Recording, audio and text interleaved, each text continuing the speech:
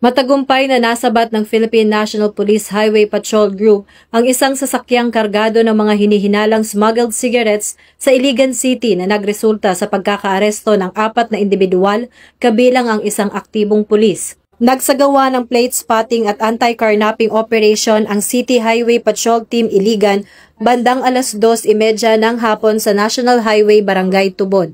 Nang tangkaing pahintuin, tumakas ang isang itim na Toyota Hilux kaya agad itong hinabol ng mga operatiba. Nasabat ang mga sospek matapos ang habulan at narecover ang mga kahon ng smuggled cigarettes na tinatayang nagkakahalaga ng 150,000 pesos. Nakuha rin sa kanila ang isang Glock 17 Gen 4 9mm pistol na may markang PNP property. Dinala ang mga naarestong sospek sa Police Station 4 Iligan City Police Office para sa dokumentasyon at pagsasampa ng kaukulang kaso.